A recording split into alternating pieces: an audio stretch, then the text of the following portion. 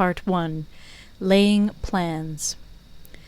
Sun Tzu said, "The art of war is of vital importance to the state.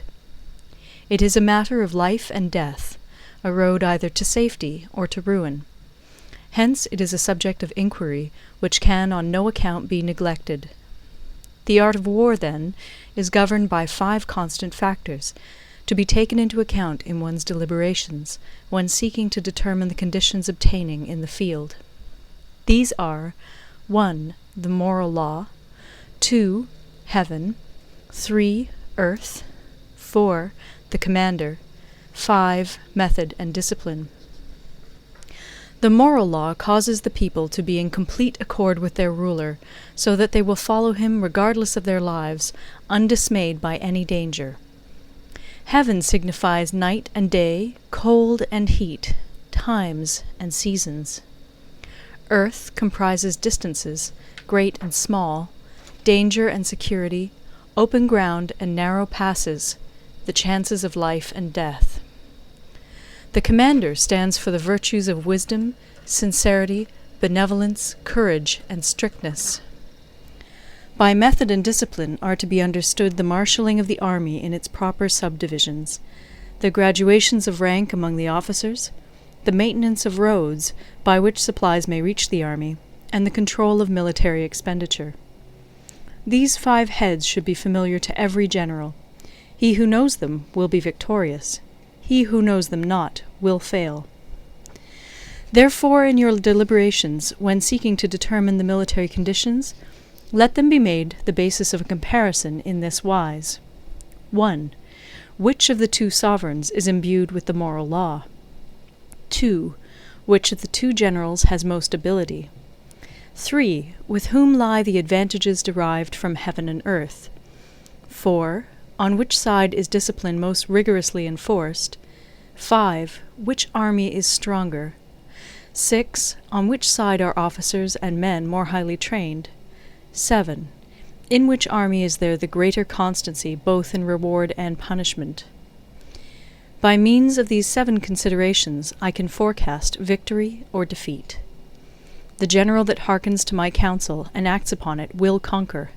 Let such a one be retained in command. The general that hearkens not to my counsel nor acts upon it will suffer defeat. Let such a one be dismissed. While heeding the profit of my counsel, avail yourself also of any helpful circumstances over and beyond the ordinary rules. According as circumstances are favorable, one should modify one's plans. All warfare is based on deception. Hence, when able to attack, we must seem unable. When using our forces, we must seem inactive. When we are near, we must make the enemy believe we are far away. When far away, we must make him believe we are near. Hold out baits to entice the enemy. Feign disorder and crush him. If he is secure at all points, be prepared for him. If he is in superior strength, evade him. If your opponent is of choleric temper, seek to irritate him. Pretend to be weak, that he may grow arrogant. If he is taking his ease, give him no rest. If his forces are united, separate them. Attack him where he is unprepared. Appear where you are not expected. These military devices, leading to victory, must not be divulged beforehand. Now the general who wins a battle makes many calculations in his temple ere the battle is fought. The general who loses a battle makes but few calculations beforehand. Thus do many calculations lead to victory, and few calculations to defeat. How much more no calculation at all? It is by attention to this point that I can foresee who is likely to win or lose. End of Part 1. Part 2. Waging War. Sun Tzu said, "In the operations of war, where there are in the field 1,000 swift chariots, as many heavy chariots, and 100,000 mail-clad soldiers, with provisions enough to carry them 1,000 li, the expenditure at home and at the front, including entertainment of guests, small items such as glue and paint, and sums spent on chariots and armour, will reach the total of 1,000 ounces of silver per day. Such is the cost of raising an army of 100,000 men. When you engage in actual fighting, if victory is long in coming, then men's weapons will grow dull and their ardor will be damped. If you lay siege to a town, you will exhaust your strength. Again, if the campaign is protracted, the resources of the state will not be equal to the strain. Now, when your weapons are dulled, your ardor damped, your strength exhausted, and your treasure spent, other chieftains will spring up to take advantage of your extremity. Then no man, however wise, will be able to avert the consequences that must ensue. Thus, though we have heard of stupid haste in war, cleverness has never been seen associated with long delays. There is no instance of a country having benefited from prolonged warfare. It is only one who is thoroughly acquainted with the evils of war that can thoroughly understand the profitable way of carrying it on. The skilful soldier does not raise a second levy. Neither are his supply wagons loaded more than twice. Bring war material with you from home, but forage on the enemy. Thus the army will have food enough for its needs. Poverty of the state exchequer causes an army to be maintained by contributions from a distance. Contributing to maintain an army at a distance causes the people to be impoverished.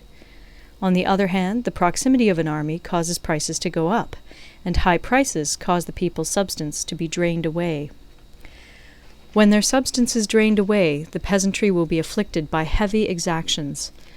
With this loss of substance and exhaustion of strength, the homes of the people will be stripped bare, and 3/10 of their income will be dissipated, while government expenses for broken chariots, worn-out horses, breastplates and helmets, bows and arrows, spears and shields, protective mantles, draught oxen, and heavy wagons will amount to 4/10 of its total revenue. Hence, a wise general makes a point of foraging on the enemy. 1 cartload of the enemy's provisions is equivalent to 20 of one's own, and likewise a single picul of his provender is equivalent to 20 from one's own store. Now, in order to kill the enemy, our men must be roused to anger. That there may be advantage from defeating the enemy, they must have their rewards. Therefore, in chariot fighting, when 10 or more chariots have been taken, those should be rewarded who took the first.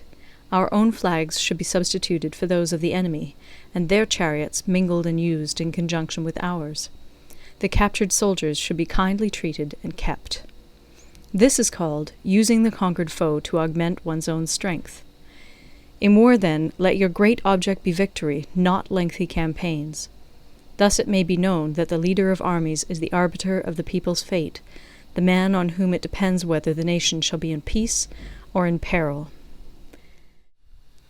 Part 3. Attack by Stratagem. Sun Tzu said, "In the practical art of war, the best thing of all is to take the enemy's country whole and intact. To shatter and destroy it is not so good.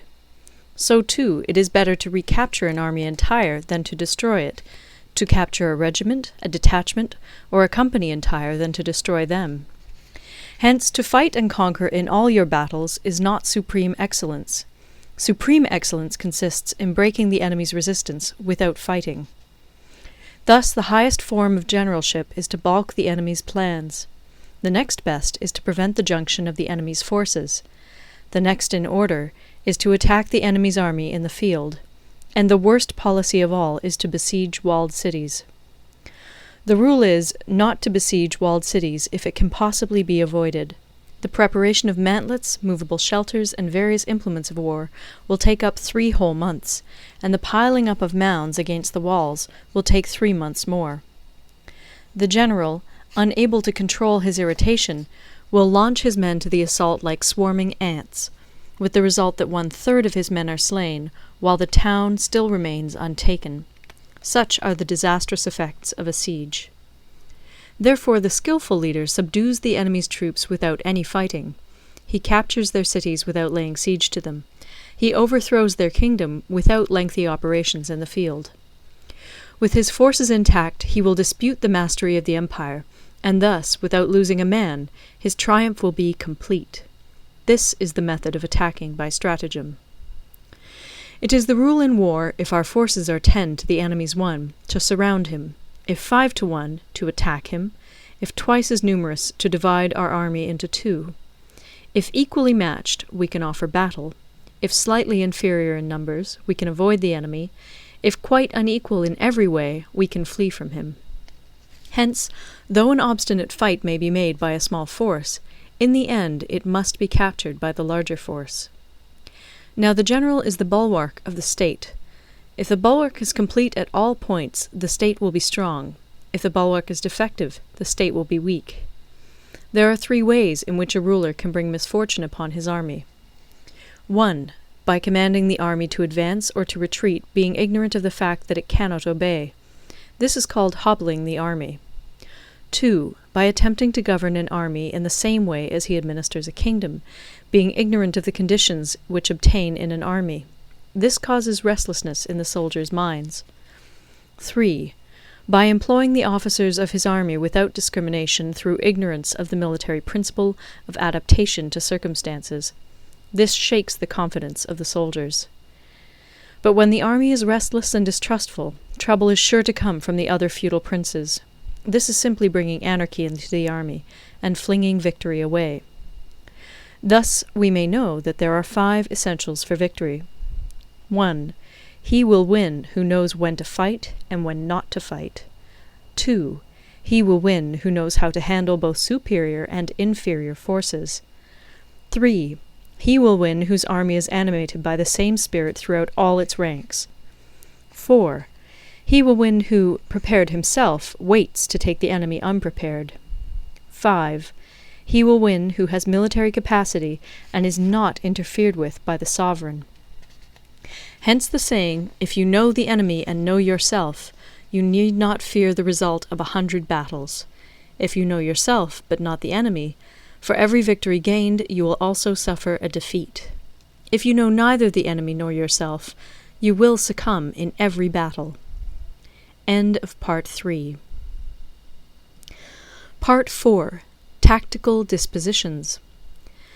Sun Tzu said, "The good fighters of old first put themselves beyond the possibility of defeat, and then waited for an opportunity of defeating the enemy. To secure ourselves against defeat lies in our own hands, but the opportunity of defeating the enemy is provided by the enemy himself. Thus the good fighter is able to secure himself against defeat, but cannot make certain of defeating the enemy. Hence the saying, one may know how to conquer without being able to do it." Security against defeat implies defensive tactics.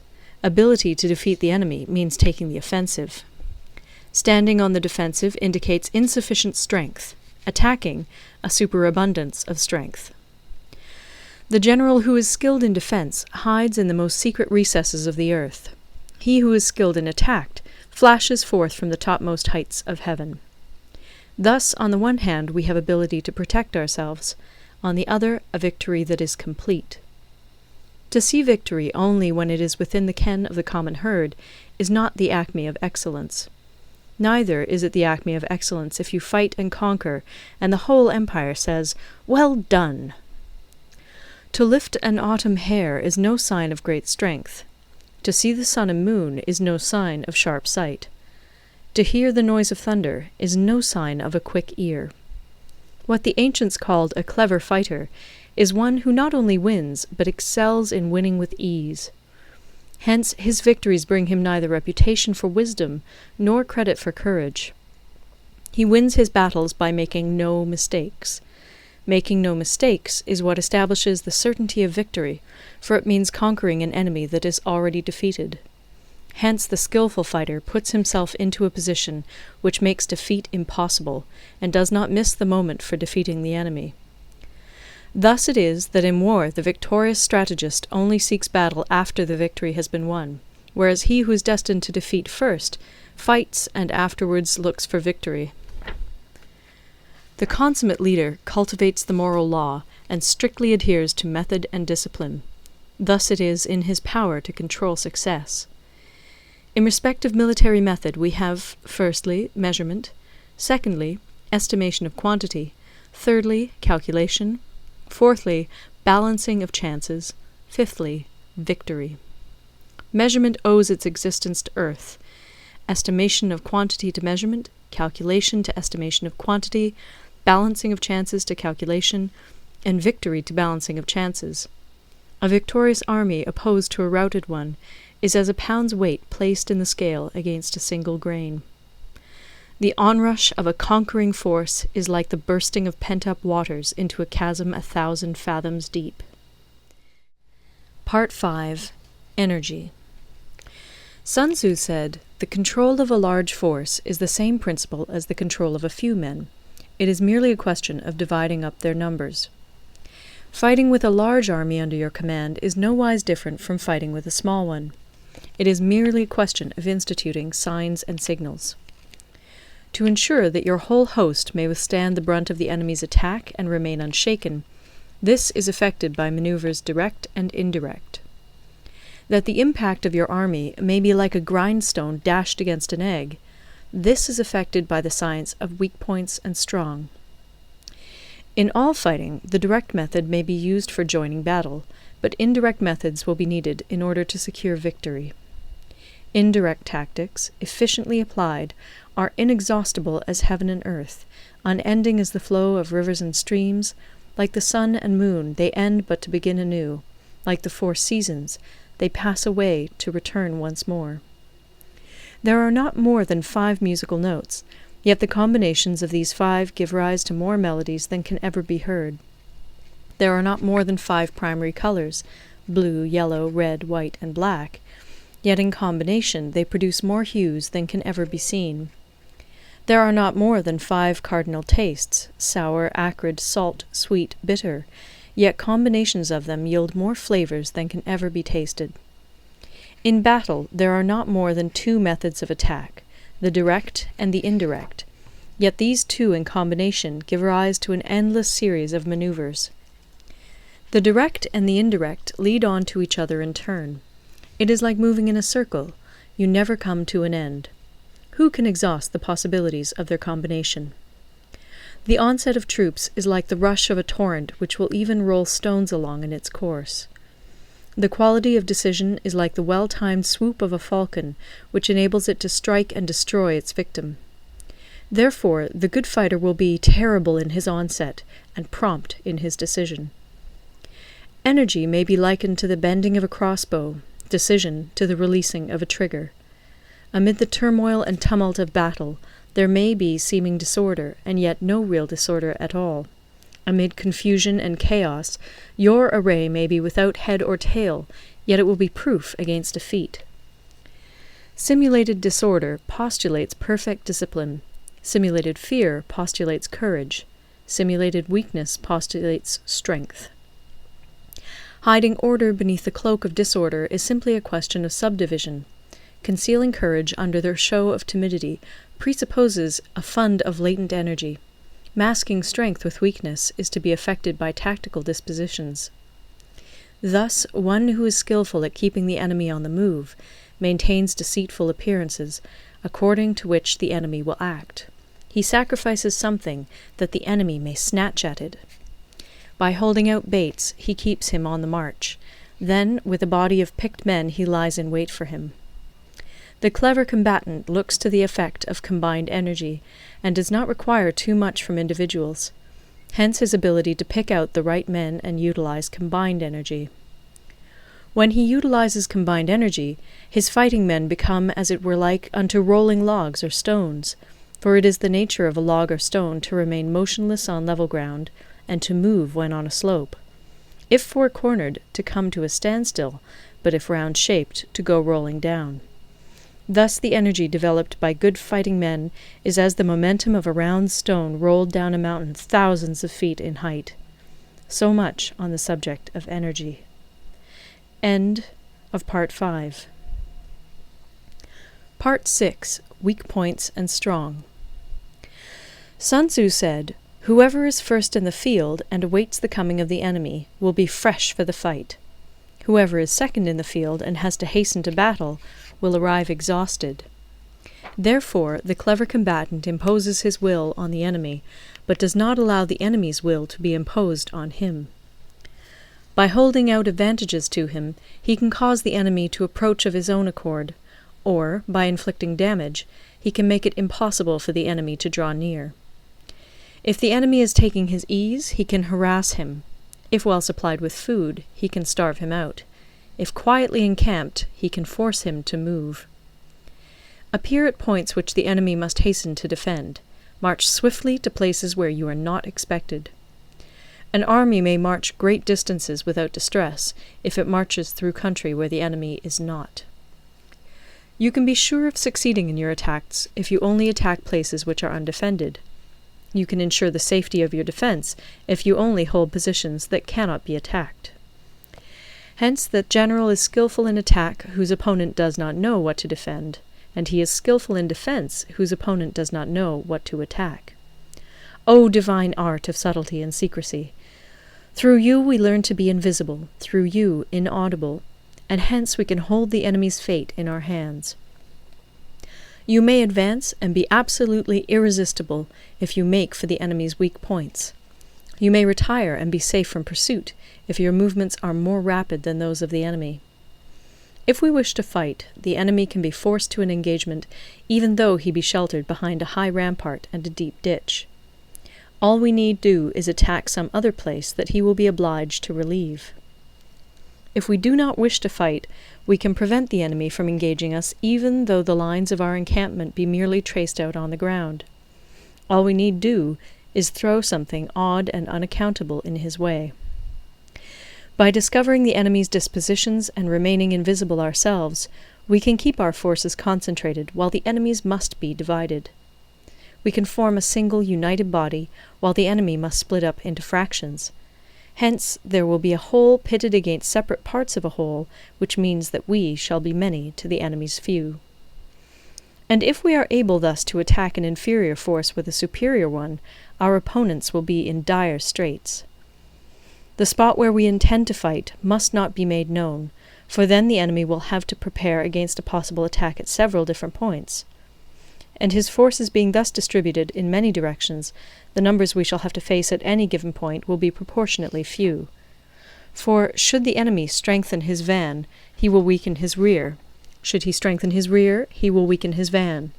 Should he strengthen his left, he will weaken his right. Should he strengthen his right, he will weaken his left. If he sends reinforcements everywhere, he will everywhere be weak. Numerical weakness comes from having to prepare against possible attacks. Numerical strength from compelling our adversary to make these preparations against us. Knowing the place and the time of the coming battle, we may concentrate from the greatest distances in order to fight. But if neither time nor place be known, then the left wing will be impotent to succour the right equally impotent to succour the left, the van unable to relieve the rear, or the rear to support the van. How much more so if the furthest proportions of the army are anything under 100 li apart, and even the nearest are separated by several li? Though according to my estimate the soldiers of Yue exceed our own in number, that shall advantage them nothing in the matter of victory. I say then that victory can be achieved. Though the enemy be stronger in numbers, we may prevent him from fighting. Scheme so as to discover his plans and the likelihood of their success. Rouse him and learn the principle of his activity or inactivity. Force him to reveal himself so as to find out his vulnerable spots. Carefully compare the opposing army with your own, so that you may know where strength is superabundant and where it is deficient. In making tactical dispositions, the highest pitch you can attain is to conceal them. Conceal your dispositions, and you will be safe from the prying of the subtlest spies, from the machinations of the wisest brains. How victory may be produced for them out of the enemy's own tactics, that is what the multitude cannot comprehend. All men can see the tactics whereby I conquer, but what none can see is the strategy out of which victory is evolved. Do not repeat the tactics which have gained you one victory, but let your methods be regulated by the infinite variety of circumstances. Military tactics are like unto water, for water in its natural course runs away from high places and hastens downwards. So in war, the way is to avoid what is strong and to strike at what is weak. Water shapes its course according to the nature of the ground over which it flows. The soldier works out his victory in relation to the foe whom he is facing. Therefore, just as water retains no constant shape, in warfare there are no constant conditions. He who can modify his tactics in relation to his opponent and thereby succeed in winning may be called a heaven-born captain. The 5 elements, water, fire, wood, metal, earth, are not always equally predominant. The 4 seasons make way for each other in turn. There are short days and long. The moon has its periods of waning and waxing. Part 7. Maneuvering. Sun Tzu said, "In war, the general receives his commands from the sovereign. Having collected an army and concentrated his forces, he must blend and harmonize the different elements thereof before pitching his camp. After that comes tactical maneuvering, than which there is nothing more difficult. The difficulty of tactical maneuvering consists in turning the devious into the direct, and misfortune into gain. Thus, to take a long and circuitous route, after enticing the enemy out of the way, and those starting after him, to contrive to reach the goal before him, shows knowledge of the artifice of deviation. Maneuvering with an army is advantageous, with an undisciplined multitude most dangerous. If you set a fully equipped army in march in order to snatch an advantage, the chances are that you will be too late. On the other hand, to detach a flying column for the purpose involves the sacrifice of its baggage and stores. Thus, if you order your men to roll up their buff coats and make forced marches without halting day or night, covering double the usual distance at a stretch, doing 100 li in order to wrest an advantage, the leaders of all your 3 divisions will fall into the hands of the enemy. The stronger men will be in front, the jaded ones will fall behind, and on this plan only 1/10 of your army will reach its destination.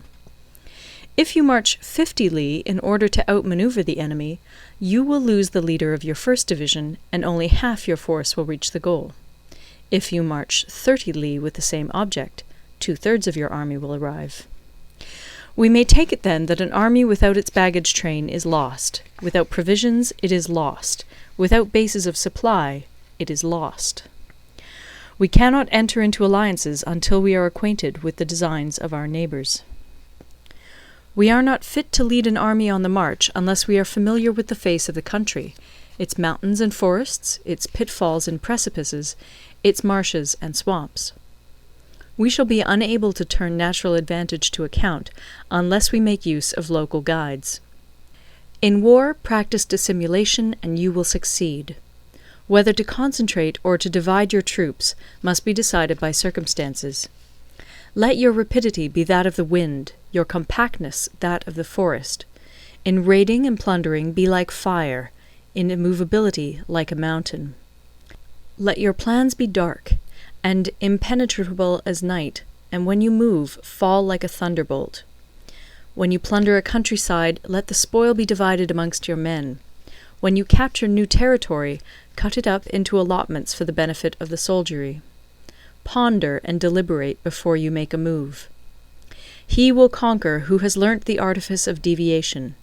Such is the art of maneuvering. The Book of Army Management says, "On the field of battle, the spoken word does not carry far enough. Hence the institution of gongs and drums. Nor can ordinary objects be seen clearly enough. Hence the institution of banners and flags.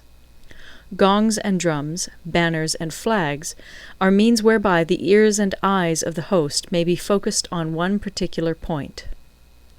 The host thus forming a single united body, it is impossible either for the brave to advance alone, or for the cowardly to retreat alone. This is the art of handling large masses of men. In night fighting, then, make much use of signal fires and drums, and in fighting by day, of flags and banners, as a means of influencing the ears and eyes of your army. A whole army may be robbed of its spirit. A commander-in-chief may be robbed of his presence of mind. Now, a soldier's spirit is keenest in the morning. By noonday it has begun to flag, and in the evening his mind is bent only on returning to camp. A clever general, therefore, avoids an army when its spirit is keen, but attacks it when it is sluggish and inclined to return. This is the art of studying moods. Disciplined and calm, to await the appearance of disorder and hubbub amongst the enemy. This is the art of retaining self-possession. To be near the goal, while the enemy is still far from it, to wait at ease while the enemy is toiling and struggling, to be well fed while the enemy is famished. This is the art of husbanding one's strength. To refrain from intercepting an enemy whose banners are in perfect order, to refrain from attacking an army drawn up in calm and confident array, this is the art of studying circumstances. It is a military axiom not to advance uphill against the enemy, nor to oppose him when he comes downhill. Do not pursue an enemy who simulates flight. Do not attack soldiers whose temper is keen. Do not swallow bait offered by the enemy. Do not interfere with an army that is returning home. When you surround an army, leave an outlet free. Do not press a desperate foe too hard.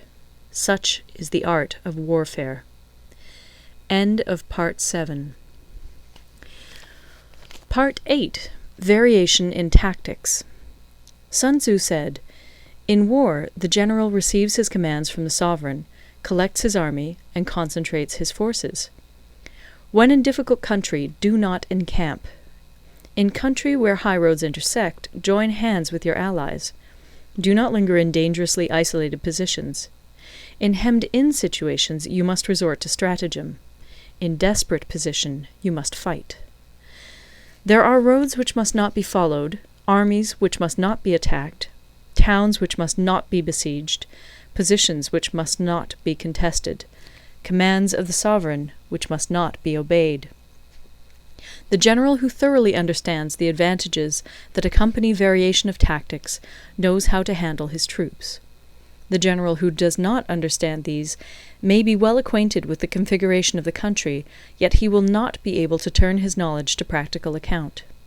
So, the student of war who is unversed in the art of war of varying his plans, even though he be acquainted with the 5 advantages, will fail to make the best use of his men.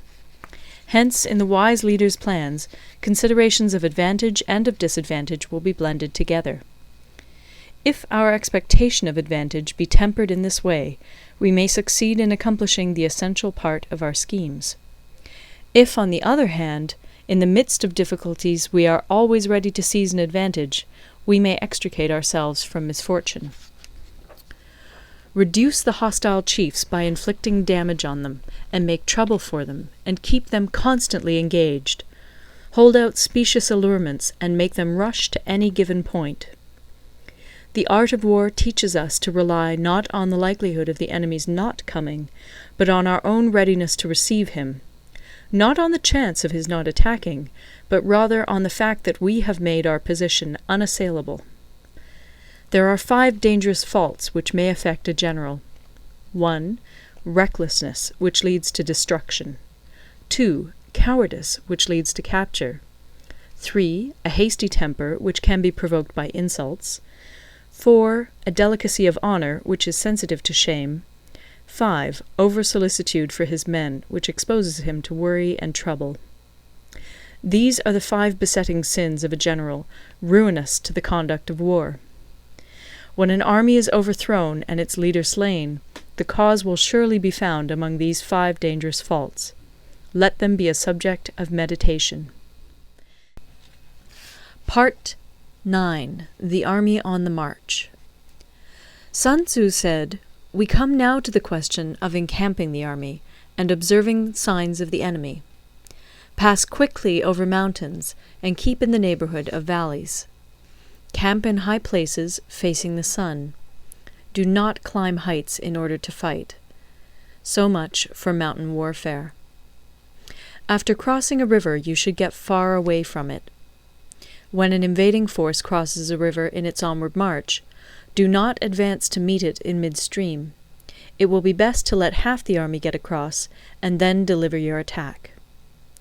If you are anxious to fight, you should not go to meet the invader near a river which he has to cross. Moor your craft higher up than the enemy, and facing the sun. Do not move upstream to meet the enemy. So much for river warfare. In crossing salt marshes, your sole concern should be to get over them quickly, without any delay. If forced to fight in a salt marsh, you should have water and grass near you, and get your back to a clump of trees. So much for operations in salt marshes. In dry, level country, take up an easily accessible position with rising ground to your right and on your rear, so that the danger may be in front and safety lie behind. So much for campaigning in flat country. These are the 4 useful branches of military knowledge which enabled the Yellow Emperor to vanquish 4 several sovereigns. All armies prefer high ground to low, and sunny places to dark. If you are careful of your men and camp on hard ground, the army will be free from disease of every kind, and this will spell victory. When you come to a hill or a bank, occupy the sunny side, with the slope on your right rear. Thus you will at once act for the benefit of your soldiers, and utilize the natural advantages of the ground. When, in consequence of heavy rains up country, a river which you wish to ford is swollen and flecked with foam, you must wait until it subsides. Country in which there are precipitous cliffs with torrents running between, deep natural hollows, confined places, tangled thickets, quagmires, and crevasses, should be left with all possible speed and not approached. While we keep away from such places, we should get the enemy to approach them. While we face them, we should let the enemy have them on his rear. If in the neighbourhood of your camp there should be any hilly country, ponds surrounded by aquatic grass, hollow basins filled with reeds, or woods with thick undergrowth, they must be carefully routed out and searched, for these are places where men in ambush or insidious spies are likely to be lurking. When the enemy is close at hand and remains quiet, he is relying on the natural strength of his position. When he keeps aloof and tries to provoke a battle, he is anxious for the other side to advance. If his place of encampment is easy of access, he is tendering a bait. Movement amongst the trees of a forest shows that the enemy is advancing. The appearance of a number of screens in the midst of thick grass means that the enemy wants to make us suspicious. The rising of birds in their flight is the sign of an ambuscade. Startled beasts indicate that a sudden attack is coming. When there is dust rising in a high column, it is the sign of chariots advancing. When the dust is low, but spread over a wide area, it betokens the approach of infantry. When it branches out in different directions, it shows that parties have been sent to collect firewood. A few clouds of dust moving to and fro signify that the army is encamping. Humble words and increased preparations are signs that the enemy is about to advance. Violent language and driving forward as if to the attack are signs that he will retreat. When the light chariots come out first and take up a position on the wings, it is a sign that the enemy is forming for battle. Peace proposals unaccompanied by a sworn covenant indicate a plot. When there is much running about, and the soldiers fall into rank, it means that the critical moment has come. When some are seen advancing and some retreating, it is a lure. When the soldiers stand leaning on their spears, they are faint from want of food. If those who are sent to draw water begin by drinking themselves, the army is suffering from thirst. If the enemy sees an advantage to be gained and makes no effort to secure it, the soldiers are exhausted. If birds gather on any spot, it is unoccupied. Clamour by night betokens nervousness. If there is a disturbance in the camp, the general's authority is weak. If the banners and flags are shifted about, sedition is afoot. If the officers are angry, it means that the men are weary. When an army feeds its horses with grain and kills its cattle for food, and when the men do not hang their cooking pots over the campfires, showing that they will not return to their tents, you may know that they are determined to fight to the death. The sight of men whispering together in small knots, or speaking in subdued tones, points to disaffection amongst the rank and file. Too frequent rewards signify that the enemy is at the end of his resources. Too many punishments betray a condition of dire distress. To begin by bluster, but afterwards to take fright at the enemy's numbers, shows a supreme lack of intelligence. When envoys are sent with compliments in their mouths, it is a sign that the enemy wishes for a truce. If the enemy's troops march up angrily and remain facing ours for a long time without either joining battle or taking themselves off again, the situation is one that demands great vigilance and circumspection. If our troops are no more in number than the enemy, that is amply sufficient. It only means that no direct attack can be made. What we can do is simply to concentrate all our available strength, keep a close watch on the enemy, and obtain reinforcements.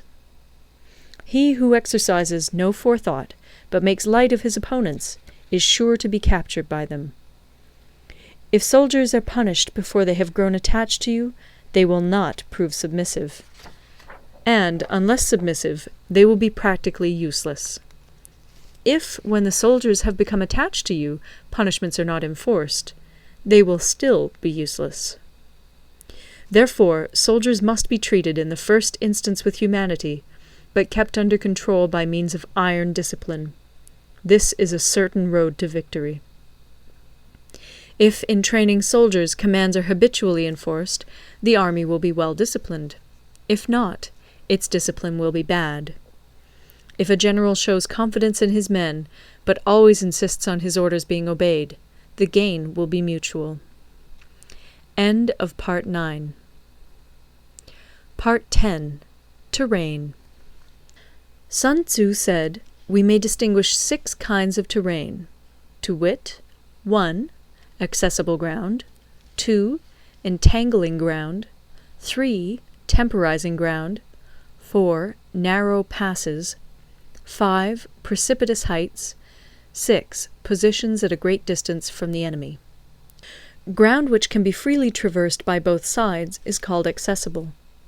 With regard to ground of this nature, be before the enemy in occupying the raised and sunny spots, and carefully guard your line of supplies. Then you will be able to fight with advantage. Ground which can be abandoned but is hard to reoccupy is called entangling. From a position of this sort, if the enemy is unprepared, you may sally forth and defeat him.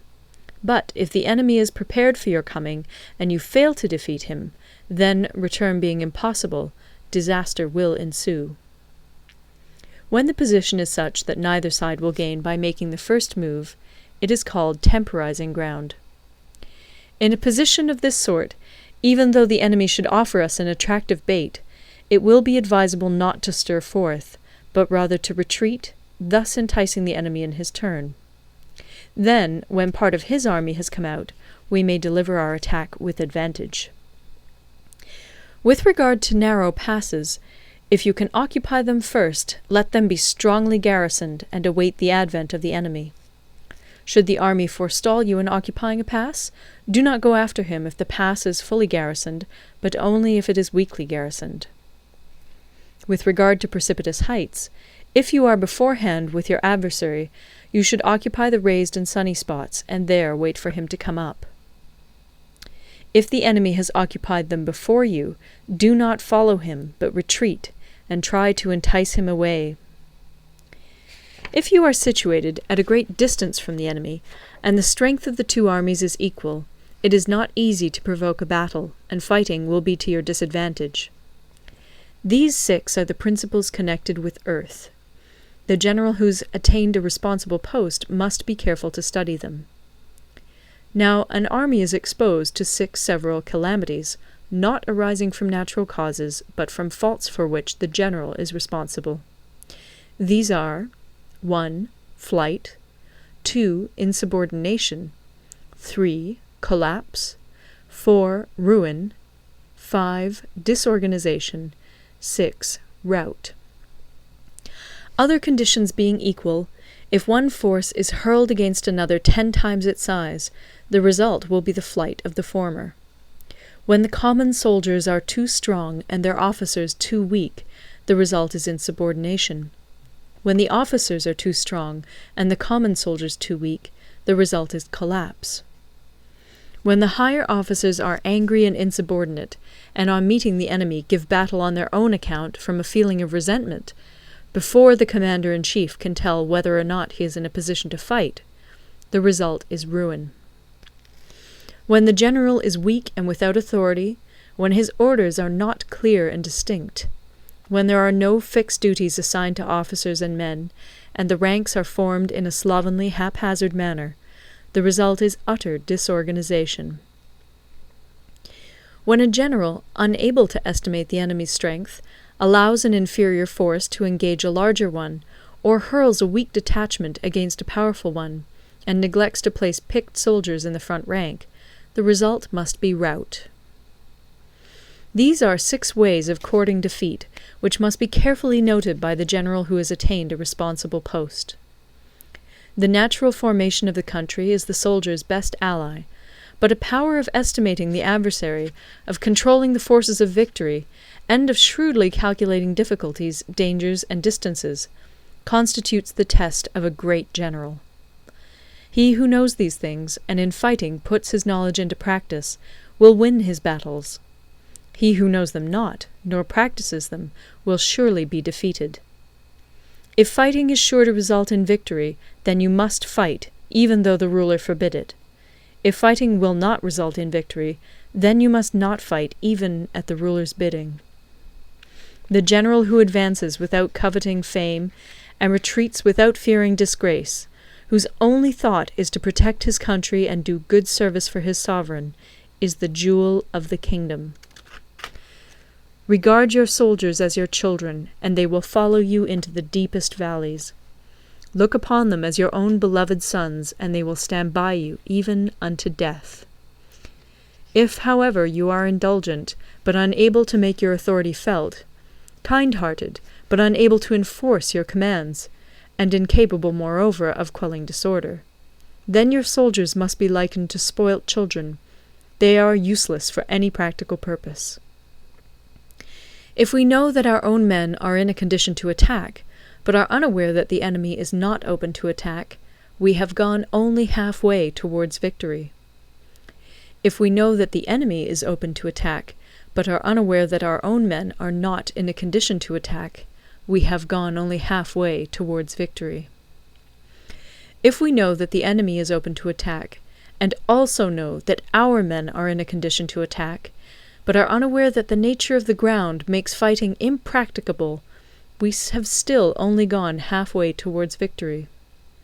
Hence the experienced soldier, once in motion, is never bewildered. Once he has broken camp, he is never at a loss. Hence the saying, "If you know the enemy and know yourself, your victory will not stand in doubt. If you know heaven and know earth, you may make your victory complete." Part 11. The 9 Situations. Sun Tzu said, "The art of war recognizes 9 varieties of ground. 1. Dispersive ground. 2. Facile ground. 3. Contentious ground. 4. Open ground. 5. Ground of intersecting highways. 6. Serious ground. 7. Difficult ground. 8. Hemmed-in ground. 9. Desperate ground. When a chieftain is fighting in his own territory, it is dispersive ground. When he has penetrated into hostile territory, but to no great distance, it is facile ground. Ground the possession of which imports great advantage to either side is contentious ground. Ground on which each side has liberty of movement is open ground. Ground which forms the key to 3 contiguous states, so that he who occupies it first has most of the empire at his command, is a ground of intersecting highways. When an army has penetrated into the heart of a hostile country, leaving a number of fortified cities in its rear, it is serious ground. Mountain forests, rugged steeps, marshes, and fens, all country that is hard to traverse, this is difficult ground. Ground which is reached through narrow gorges, and from which we can only retire by tortuous paths, so that a small number of the enemy would suffice to crush a large body of our men, this is hemmed-in ground. Ground on which we can only be saved from destruction by fighting without delay is desperate ground. On dispersive ground, therefore, fight not. On facile ground, halt not. On contentious ground, attack not. On open ground, do not try to block the enemy's way. On the ground of intersecting highways, join hands with your allies. On serious ground, gather in plunder. In difficult ground, keep steadily on the march. On hemmed-in ground, resort to stratagem. On desperate ground, fight. Those who were called skillful leaders of old knew how to drive a wedge between the enemy's front and rear, to prevent cooperation between his large and small divisions, to hinder the good troops from rescuing the bad, the officers from rallying their men. When the enemy's men were united, they managed to keep them in disorder. When it was to their advantage, they made a forward move. When otherwise, they stopped still. If asked how to cope with a great host of the enemy in orderly array, and on the point of marching to the attack, I should say, begin by seizing something which your opponent holds dear. Then he will be amenable to your will. Rapidity is the essence of war. Take advantage of the enemy's unreadiness. Make your way by unexpected routes, and attack unguarded spots. The following are the principles to be observed by an invading force. The further you penetrate into a country, the greater will be the solidarity of your troops, and thus the defenders will not prevail against you. Make forays in fertile country in order to supply your army with food. Carefully study the well-being of your men, and do not overtax them. Concentrate your energy and hoard your strength. Keep your army continually on the move, and devise unfathomable plans. Throw your soldiers into positions whence there is no escape, and they will prefer death to flight. If they will face death, there is nothing they may not achieve. Officers and men alike will put forth their uttermost strength. Soldiers, when in desperate straits, lose the sense of fear. If there is no place of refuge, they will stand firm. If they are in hostile country, they will show a stubborn front. If there is no help for it, they will fight hard. Thus, without waiting to be marshalled, the soldiers will be constantly on the qui-vive. Without waiting to be asked, they will do your will. Without restrictions, they will be faithful. Without giving orders, they can be trusted. Prohibit the taking of omens, and do away with superstitious doubts. Then, until death itself comes, no calamity need be feared. If our soldiers are not overburdened with money, it is not because they have a distaste for riches. If their lives are not unduly long, it is not because they are disinclined to longevity. On the day they are ordered out to battle, your soldiers may weep, those sitting up bedewing their garments, and those lying down, letting the tears run down their cheeks. But let them once be brought to bay, and they will display the courage of a Chu or a Kui. The skillful tactician may be likened to the Shuai-jan. Now, the Shuai-jan is a snake that is found in the Ch'ung Mountains. Strike at its head, and you will be attacked by its tail. Strike at its tail, and you will be attacked by its head. Strike at the middle, and you will be attacked by head and tail both. Asked if an army can be made to imitate the Shuai-jan, I should answer yes. For the men of Wu and the men of Yue are enemies. Yet if they are crossing a river in the same boat and are caught by a storm, they will come to each other's assistance, just as the left hand helps the right. Hence, it is not enough to put one's trust in the tethering of horses and the burying of chariot wheels in the ground. The principle on which to manage an army is to set up one standard of courage, which all must reach. How to make the best of both strong and weak, that is a question involving the proper use of ground.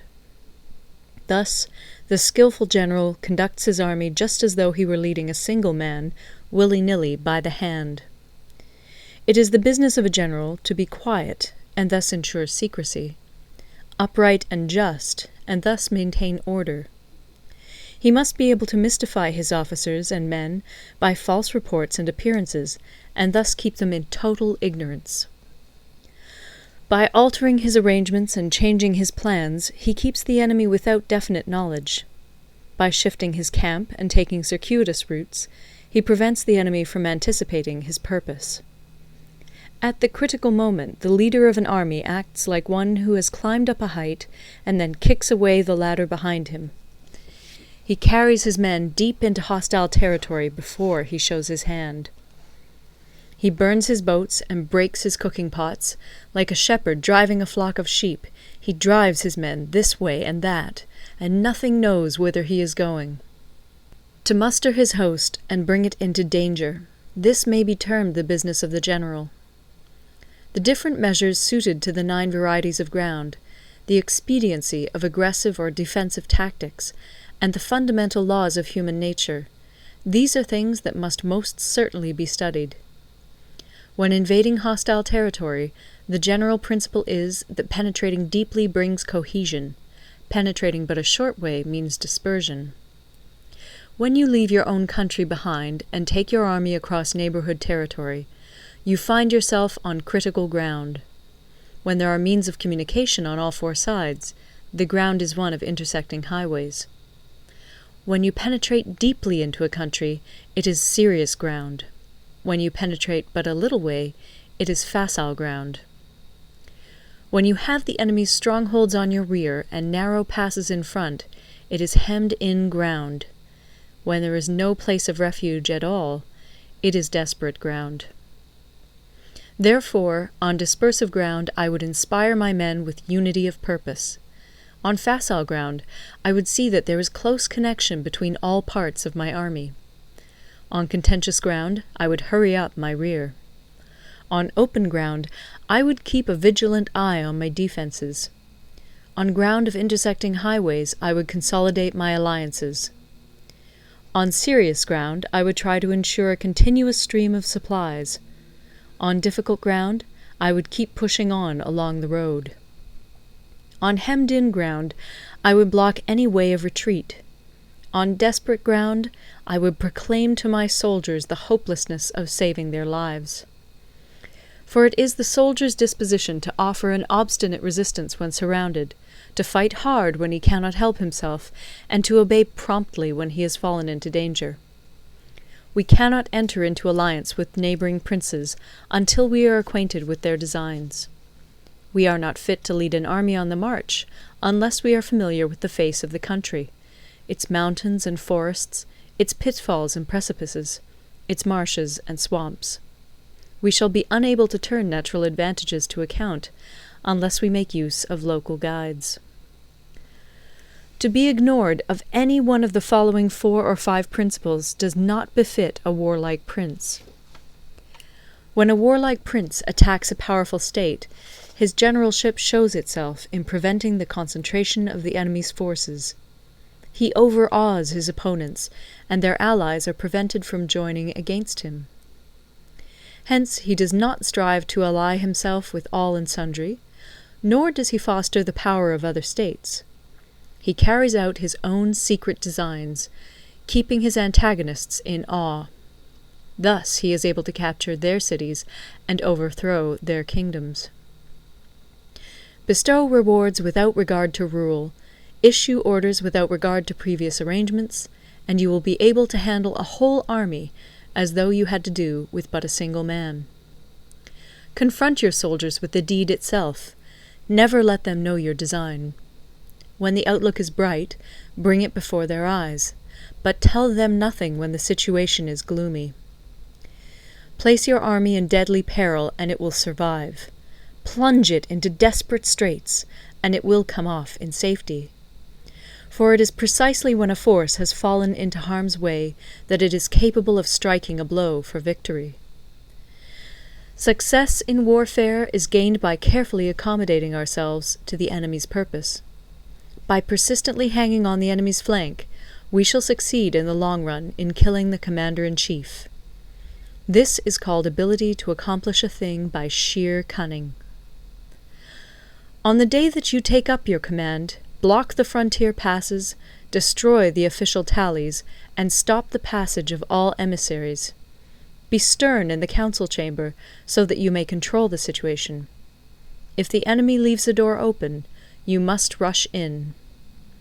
Forestall your opponent by seizing what he holds dear, and subtly contrive to time his arrival on the ground. Walk in the path defined by rule, and accommodate yourself to the enemy until you can fight a decisive battle. At first, then, exhibit the coyness of a maiden, until the enemy gives you an opening. Afterwards, emulate the rapidity of a running hare, and it will be too late for the enemy to oppose you. Part 12. The Attack by Fire. Sun Tzu said, "There are 5 ways of attacking with fire. The first is to burn soldiers in their camp. The second is to burn stores. The third is to burn baggage trains. The fourth is to burn arsenals and magazines. The fifth is to hurl dropping fire amongst the enemy." In order to carry out an attack, we must have means available. The material for raising fire should always be kept in readiness. There is a proper season for making attacks with fire, and special days for starting a conflagration. The proper season is when the weather is very dry. The special days are those when the moon is in the constellations of the Sieve, the Wall, the Wing, or the Crossbar, for these 4 are all days of rising wind. In attacking with fire, one should be prepared to meet 5 possible developments. 1. When fire breaks out inside to enemy's camp, respond at once with an attack from without. 2. If there is an outbreak of fire, but the enemy's soldiers remain quiet, bide your time and do not attack. 3. When the force of the flames has reached its height, follow it up with an attack, if that is practicable. If not, stay where you are. 4. If it is possible to make an assault with fire from without, do not wait for it to break out within, but deliver your attack at a favorable moment. 5. When you start a fire, be to windward of it. Do not attack from the leeward. A wind that rises in the daytime lasts long, but a night breeze soon falls. In every army, the 5 developments connected with fire must be known, the movements of the stars calculated, and a watch kept for the proper days. Hence, those who use fire as an aid to the attack show intelligence. Those who use water as an aid to the attack gain an accession of strength. By means of water, an enemy may be intercepted, but not robbed of all his belongings. Unhappy is the fate of one who tries to win his battles and succeed in his attacks without cultivating the spirit of enterprise, for the result is a waste of time and general stagnation. Hence the saying, "The enlightened ruler lays his plans well ahead. The good general cultivates his resources." Move not unless you see an advantage. Use not your troops unless there is something to be gained. Fight not unless the position is critical. No ruler should put troops into the field merely to gratify his own spleen. No general should fight a battle simply out of pique. If it is to your advantage, make a forward move. If not, stay where you are. Anger may in time change to gladness. Vexation may be succeeded by content. But a kingdom that has once been destroyed can never come again into being, nor can the dead ever be brought back to life. Hence the enlightened ruler is heedful, and the good general full of caution. This is the way to keep a country at peace and an army intact. End of Part 12. Part 13. The Use of Spies. Sun Tzu said, "Raising a host of 100,000 men and marching them great distances entails heavy loss on the people and a drain on the resources of the state. The daily expenditure will amount to 1,000 ounces of silver.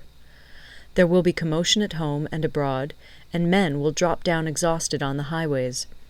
As many as 700,000 families will be impeded in their labor. Hostile armies may feast each other for years, striving for the victory which is decided in a single day. This being so, to remain in ignorance of the enemy's conditions simply because one grudges the outlay of 100 ounces of silver in honours and emoluments is the height of inhumanity. One who acts thus is no leader of men, no present help to his sovereign, no master of victory. Thus, what enables the wise sovereign and the good general to strike and conquer and achieve things beyond the reach of ordinary men is foreknowledge. Now, this foreknowledge cannot be elicited from spirits. It cannot be obtained inductively from experience, nor by any deductive calculation. Knowledge of the enemy's dispositions can only be obtained from other men. Hence the use of spies, of whom there are 5 classes. 1. Local spies. 2. Inward spies. 3. Converted spies. 4. Doomed spies. 5. Surviving spies. When these 5 kinds of spy are all at work, none can discover the secret system. This is called divine manipulation of the threads. It is the sovereign's most precious faculty. Having local spies means employing the services of the inhabitants of a district. Having inward spies, making use of officials of the enemy. Having converted spies, getting hold of the enemy's spies and using them for our own purposes. Having doomed spies, doing certain things openly for purposes of deception, and allowing our spies to know of them and report them to the enemy. Surviving spies, finally, are those who bring back news from the enemy's camp. Hence it is that none in the whole army are more intimate relations to be maintained than with spies. None should be more liberally rewarded. In no other business should greater secrecy be preserved. Spies cannot be usefully employed without a certain intuitive sagacity. They cannot be properly managed without benevolence and straightforwardness. Without subtle ingenuity of mind, one cannot make certain of the truth of their reports. Be subtle, and use your spies for every kind of business. If a secret piece of news is divulged by a spy before the time is ripe, he must be put to death together with the man to whom the secret was told. Whether the object be to crush an army, to storm a city, or to assassinate an individual, it is always necessary to begin by finding out the names of the attendants, the aides-de-camp, and doorkeepers and sentries of the general in command. Our spies must be commissioned to ascertain these. The enemy's spies, who have come to spy on us, must be sought out, tempted with bribes, led away, and comfortably housed. Thus they will become converted spies and available for our service. It is through the information brought by the converted spy that we are able to acquire and employ local and inward spies. It is owing to this information again that we can cause the doomed spy to carry false tidings to the enemy. Lastly, it is by this information that the surviving spy can be used on appointed occasions. The end and aim of spying in all its 5 varieties is knowledge of the enemy, and this knowledge can only be derived in the first instance from the converted spy. Hence it is essential that the converted spy be treated with the utmost liberality. Of old, the rise of the Yin dynasty was due to Yi Qi, who had served under the Xia. Likewise, the rise of the Chu dynasty was due to Liu Ya, who had served under the Yin. Hence, it is only the enlightened ruler and the wise general who will use the highest intelligence of the army for purposes of spying, and thereby they achieve great results. Spies are a most important element in water, because on them depends an army's ability to move. End of the Art of War.